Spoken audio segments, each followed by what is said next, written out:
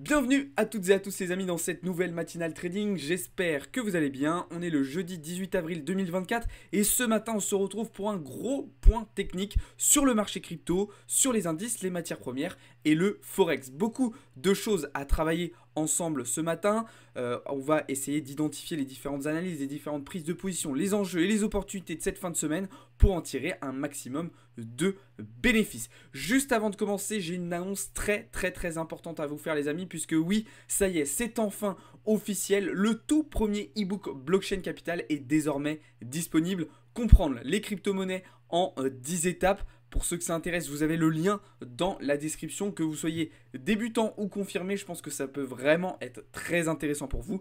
Et bien évidemment, je précise que c'est totalement gratuit. D'accord? Donc n'hésitez pas à aller voir ça, vous avez le lien en description. J'espère que vous nous ferez un maximum de retours justement pour qu'on puisse s'améliorer et pour qu'on puisse vous en proposer d'autres dans les prochains mois. On va passer à la vidéo. Dernière petite chose, n'oubliez pas de vous abonner si ce n'est pas encore fait. N'oubliez pas de liker la vidéo si elle vous a plu. Et surtout, très important, de nous rejoindre dans le serveur Discord. Encore une fois, vous avez tous les liens en bio et en description. Allez, c'est parti. On commence tout de suite avec un premier point sur le marché crypto. Ce matin, un marché dans le rouge, très clairement, comme vous le voyez actuellement à l'écran, même si certains altcoins gardent un petit peu la tête de l'eau, à l'image du BNB, du Litecoin ou encore du BGB, on a quand même une grosse majorité du marché crypto qui est en difficulté. Alors, quel est mon plan sur Bitcoin? À quoi on peut s'attendre dans les prochaines heures, dans les prochains jours? Déjà, sur du moyen terme, en 4 heures, le plan est très simple. Pour moi, je n'envisage absolument rien tant que l'on n'a pas récupéré cette zone de liquidité avec le lot ici en 4 heures du 5 mars dernier. Donc ça va être la première étape, ça va être de venir swept ce lot, récupérer cette liquidité avant d'envisager quoi que ce soit. Et alors à partir de ce moment-là, on aura deux options. Soit on va swept le lot et très rapidement être capable de réintégrer la structure. Auquel cas, au moment du retest, il faudra qu'on soit en capacité de long et de repartir donc à l'achat pour viser potentiellement de nouveaux ATH. Soit, lorsqu'on va swept ce lot, on va revenir tester cette fois-ci la structure mais par le bas. Et dans ce cas-là, il faudra envisager une continuation baissière dans la direction des 50-53 000 $. Okay, on a ces deux scénarios qui se dégagent pour le moment. En tout cas, ce qui est sûr, c'est qu'actuellement, c'est impossible et c'est beaucoup trop compliqué de savoir lequel de ces scénarios se mettra en place. Ça dépendra des différents éléments macroéconomiques, géopolitiques et aussi du price action. Ça, c'est un premier point. Ok.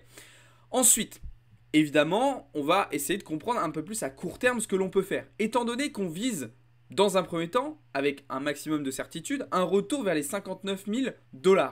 Et bien ce qu'on va chercher à faire sur du plus court terme, c'est chercher de la continuation baissière. C'est la raison pour laquelle je vous ai partagé hier cette idée de position sur laquelle potentiellement on pourrait s'exposer pour justement ensuite aller chercher les 59 000 $. Ok ? Et après, à partir des 59 000 $, on clôturera ces positions et on essaiera de repartir sur un autre plan. Okay, donc là, évidemment, j'ai mis les TP particulièrement bas, mais évidemment, ils seront beaucoup plus proches que ça, puisque je vous ai dit que la zone qui nous intéressait, c'était les 59 000 $. Mais pour aller chercher de la continuation baissière, voilà les deux entrées qui me paraissent relativement intéressantes actuellement sur Bitcoin. Alors, ce qu'il faut dire aussi, c'est que, pour revenir sur le scénario 4 heures, j'ai légèrement tendance, actuellement, à privilégier le scénario d'un retour vers les 50-53 000 $. Alors, pourquoi je vous dis ça? Déjà, d'un point de vue fondamental, il faut savoir que l'arrivée du halving, historiquement, ça a toujours eu dans un premier temps des répercussions plutôt, un impact, voilà, c'est ce que je veux dire, un impact plutôt négatif sur le cours du BTC. Je dis bien à court terme. Évidemment que le halving à moyen long terme, c'est un élément qui participe au bull run et qui permet le bull run. Mais à court terme, généralement, on a plutôt un petit effet sell the news.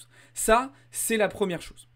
La deuxième chose, c'est que si on regarde du côté de l'order book, d'accord, si mon mob chart veut bien s'afficher, je pense pas parce que là, depuis quelques jours, il bug totalement dès que je lance des streams ou des recs de vidéos.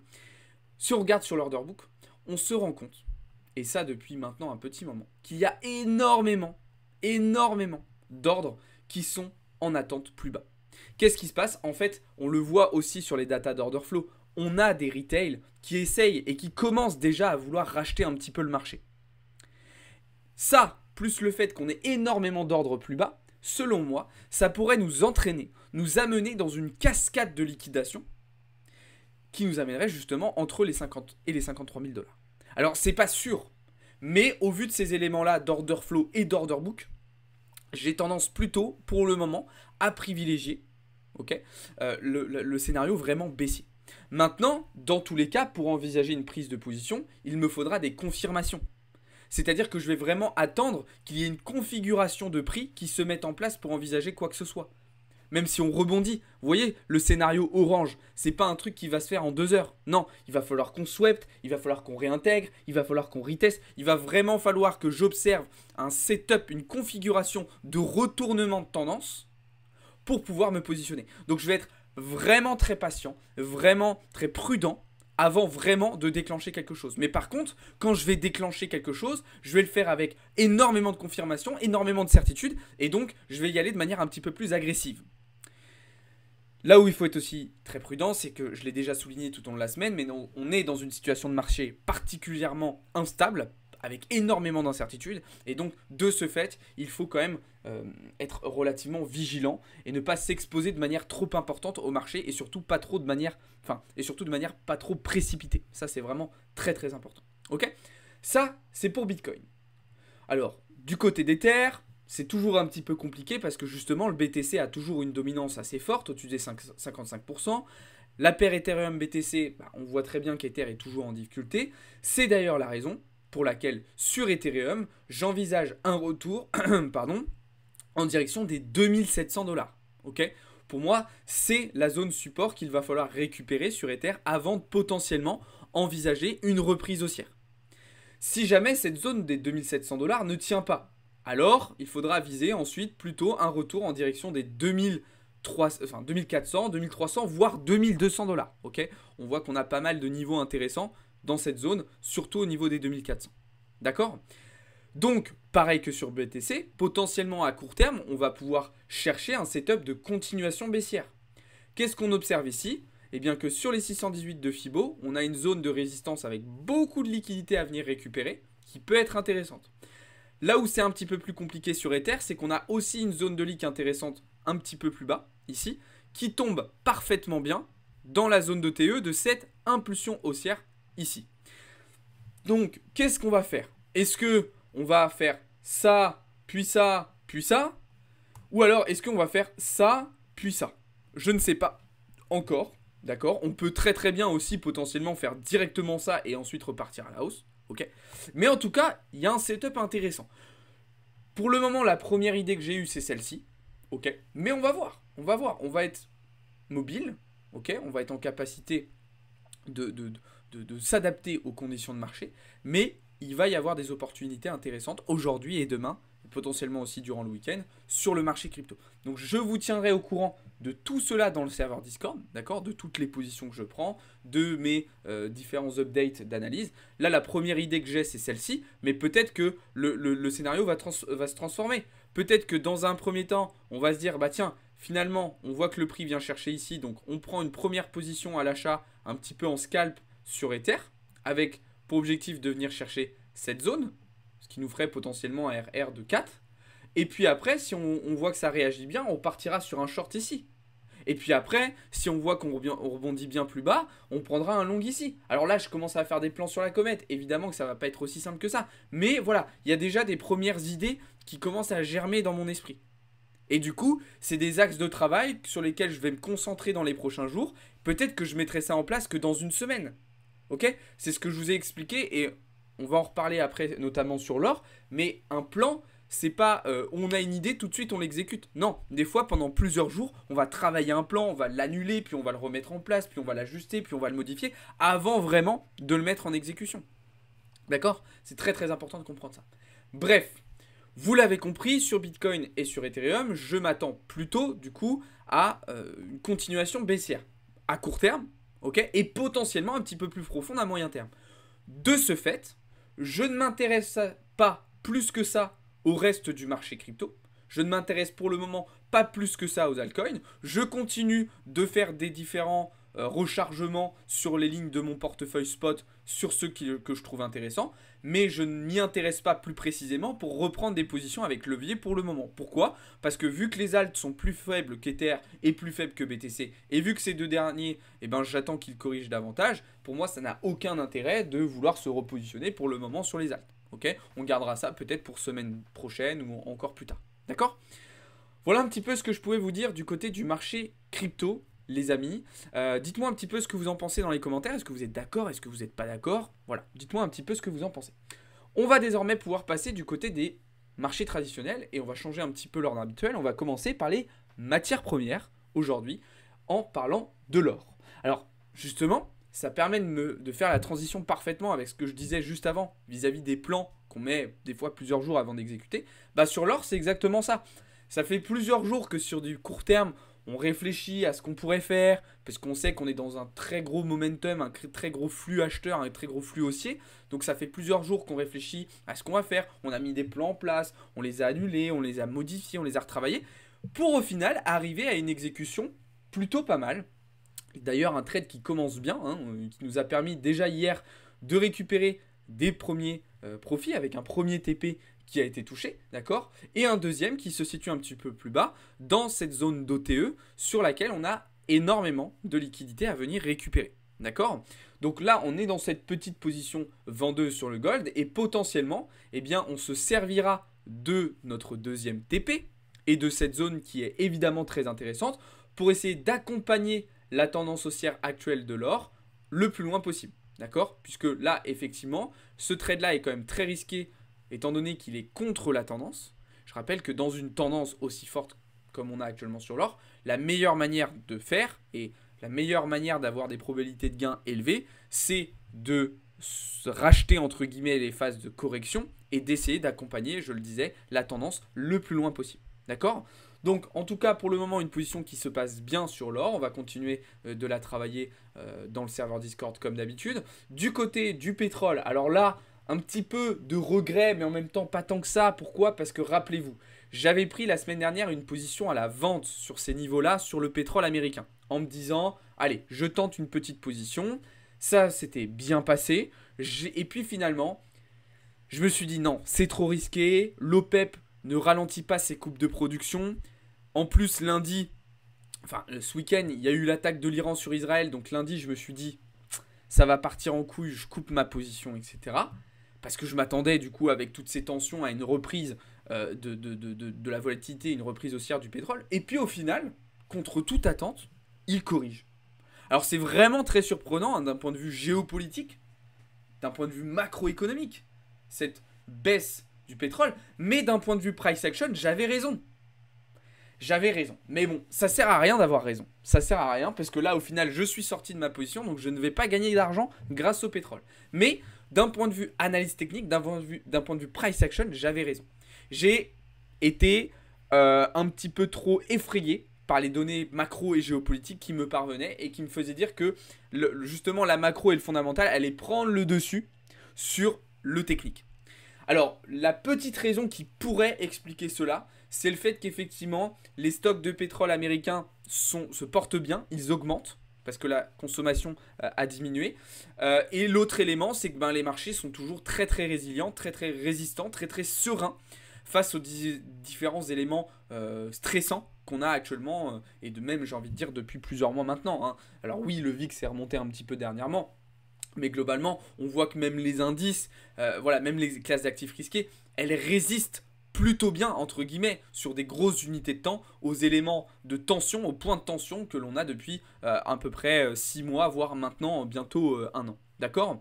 Donc voilà un petit peu ce que je pouvais vous dire du côté des matières premières. Donc on va voir un petit peu comment ça va se dérouler. Peut-être qu'on profitera d'un potentiel retour dans cette zone de liquidité que j'attends depuis un moment pour repartir sur de l'achat sur le pétrole. On verra, je vous tiendrai au courant dans le serveur Discord. Voilà, maintenant que ça c'est dit, on va pouvoir passer désormais aux indices. Et là, on va commencer par faire un premier point sur la stratégie de renforcement, de rechargement vendeur qu'on a fait sur le CAC 40 hier. Donc je vous rappelle que ça fait à peu près 1 semaine et demie, maintenant bientôt 2 semaines qu'on travaillait le CAC à la vente. On avait fait des entrées sur ces niveaux-là, des premières entrées sur ces niveaux-là. Début de semaine, on a pris un premier TP ici, étant donné qu'on arrivait sur un support 4 heures important, qu'il y avait la publication des résultats des LVMH, il y a eu un rebond suite à l'arrivée sur ce support.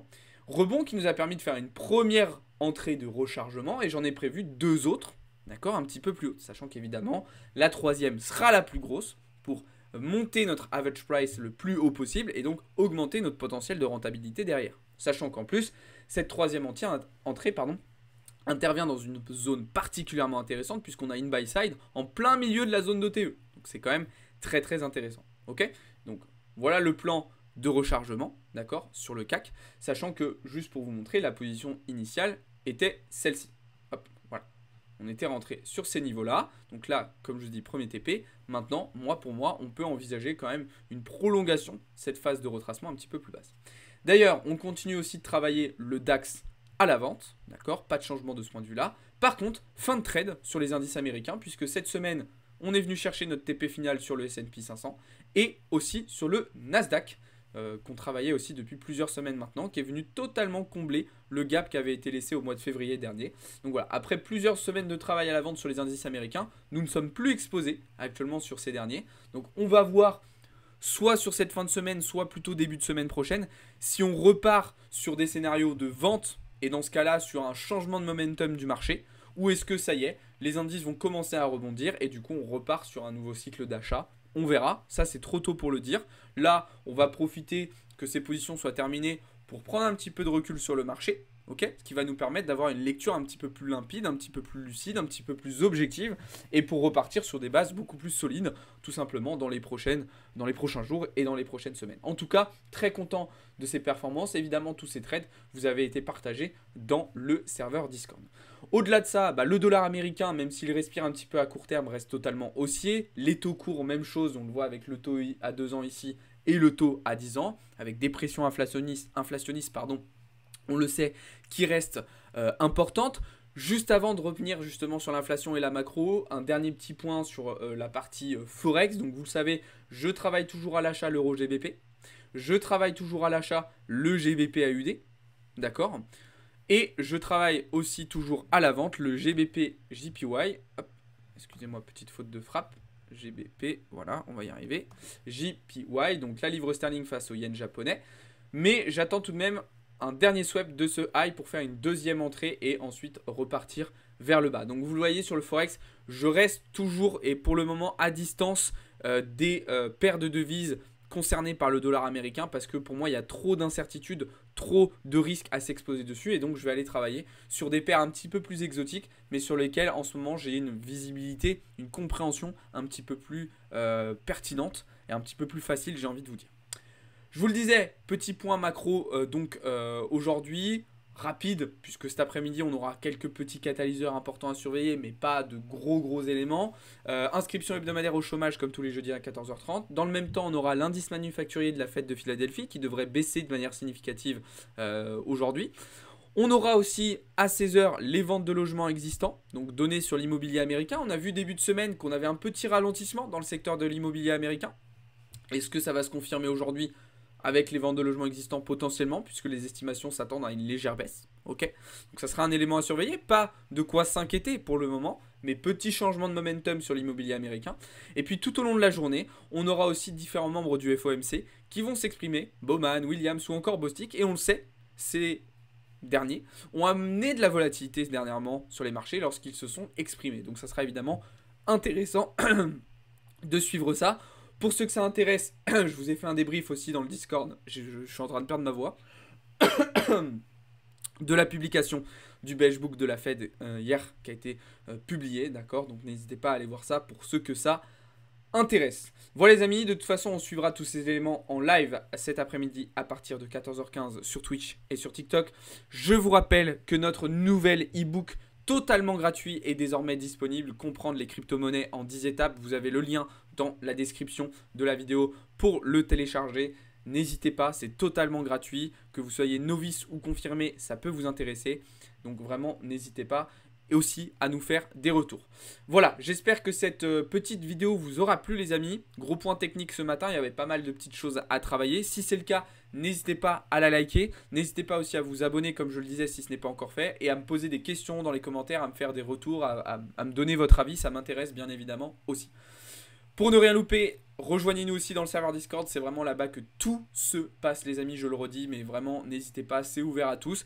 Sur ce, je vous souhaite à toutes et à tous une très bonne journée. Merci beaucoup de m'avoir regardé et de m'avoir écouté. Ciao tout le monde, c'était Alex pour Blockchain Capital.